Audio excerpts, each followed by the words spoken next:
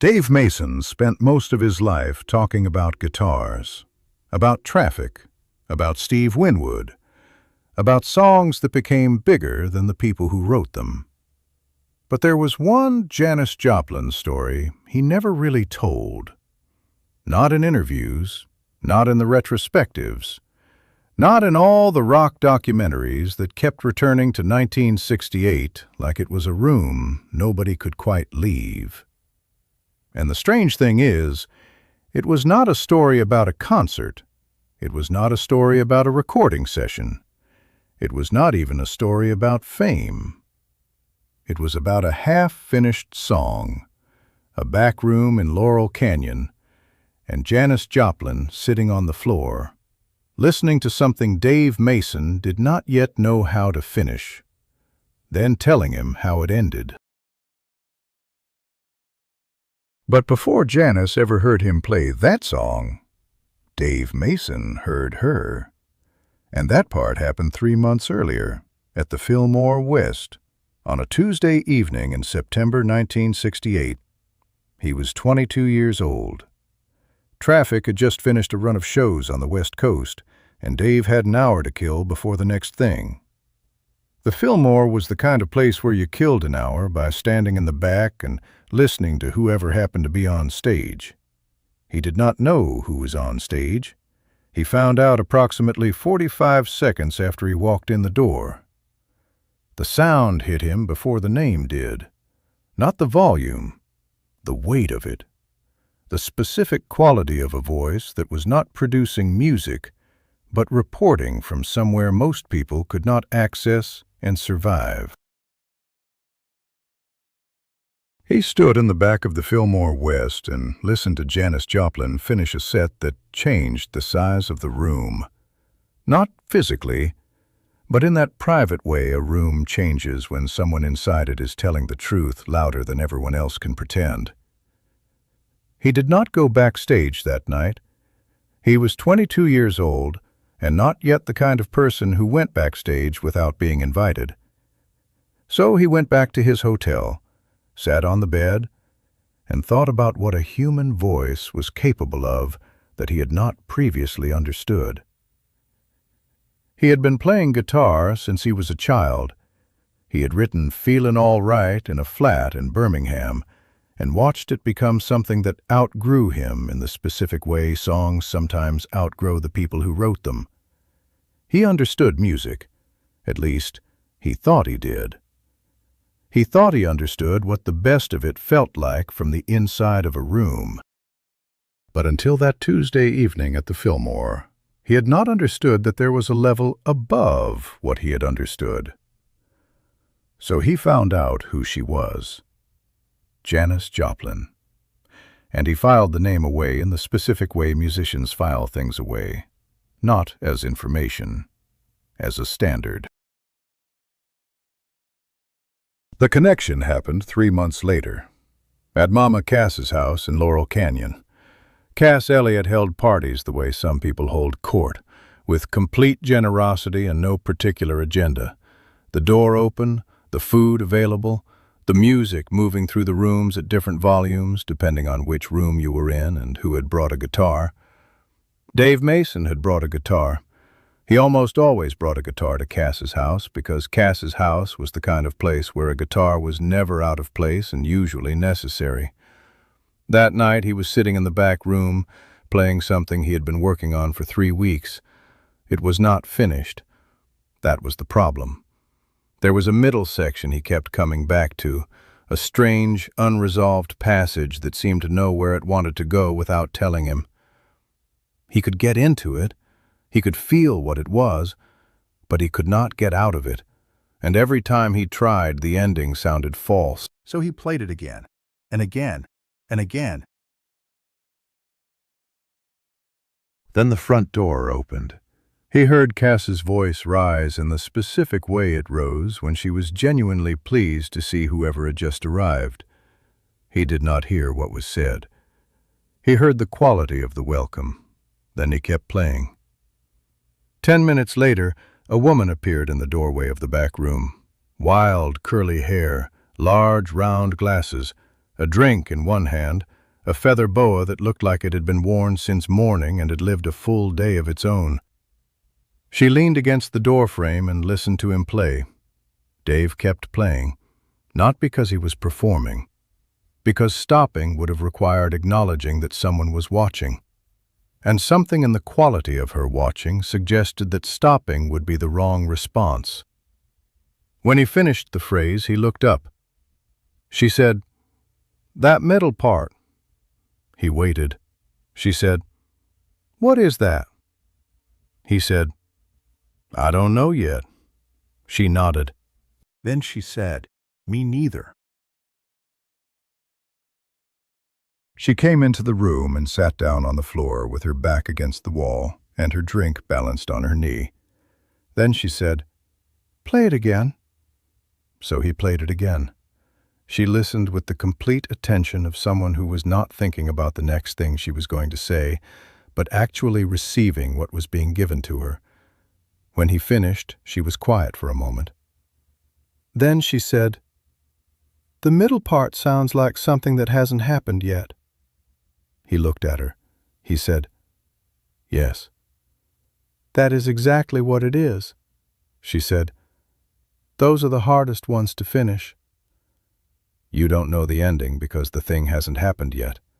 He said, "Do you write?" She smiled a little.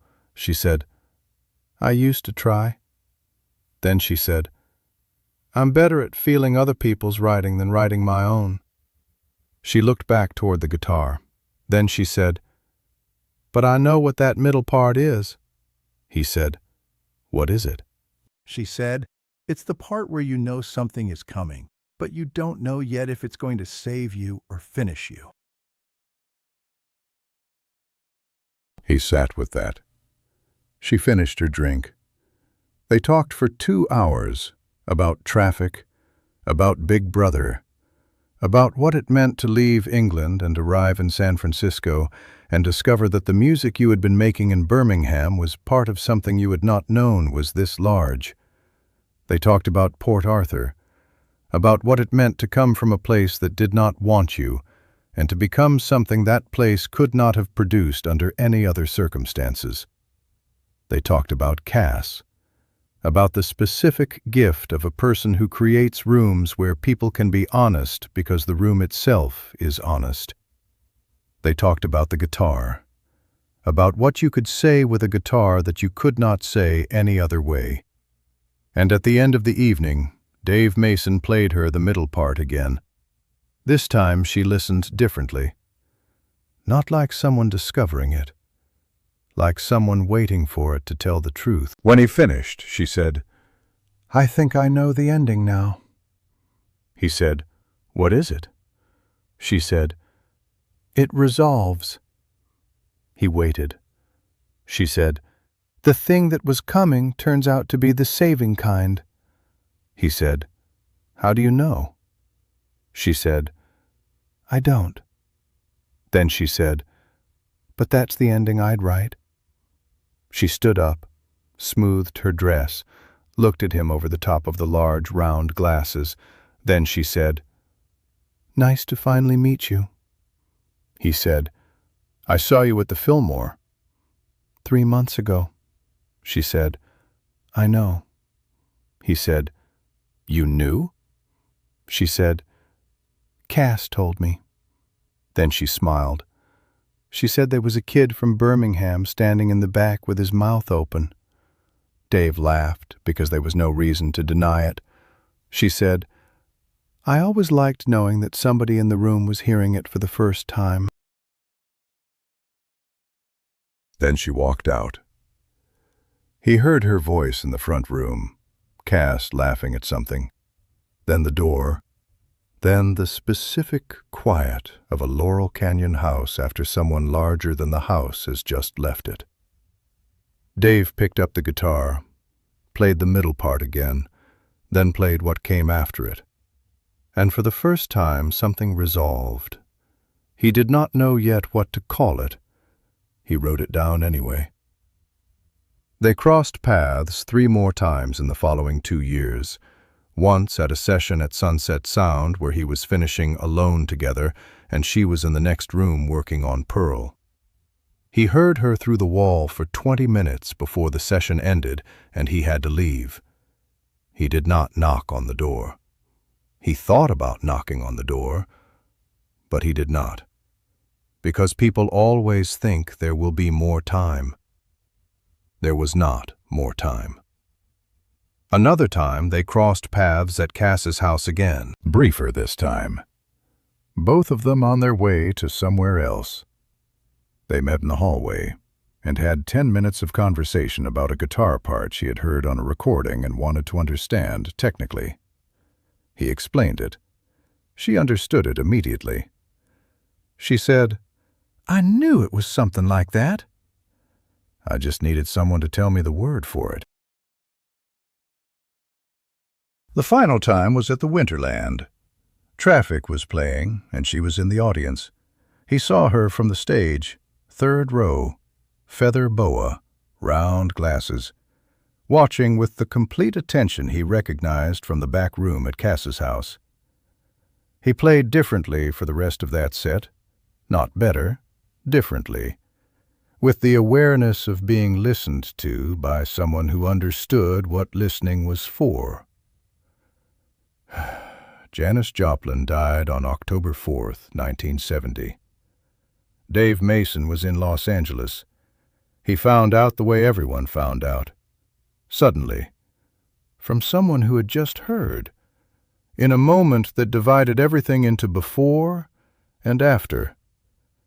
He sat with it for a long time. He thought about the Fillmore, about the back room at Cass's house, about the middle part that sounded like something that had not happened yet, about what she had said the ending would be, the saving kind.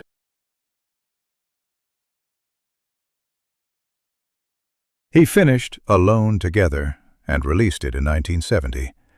It is still considered one of the finest albums of that era. The middle part he had been playing at Cass's house that evening appears in a different form on the record. It resolves the way she said it would. But he never turned the story into a public memory, not in interviews, not in the decades of retrospectives and anniversary editions and rock journalism that accumulated around that period.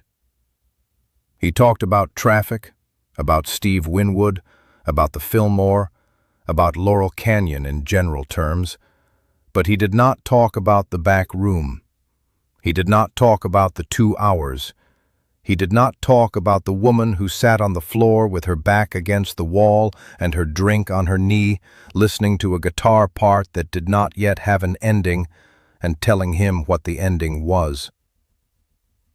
He carried it the way musicians carry certain things, not as a story to be told, as a standard to be met. The knowledge that somewhere, in a back room at a party in Laurel Canyon in 1968, someone had heard a middle part that sounded like something that had not happened yet, and had known, without knowing how she knew, that the ending would be the saving kind.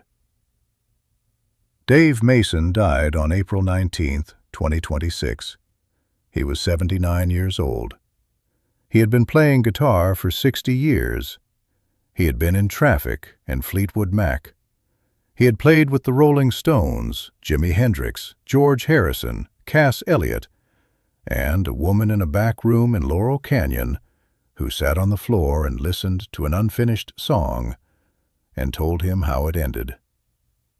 The saving kind. She was right. She was always right about that kind of thing.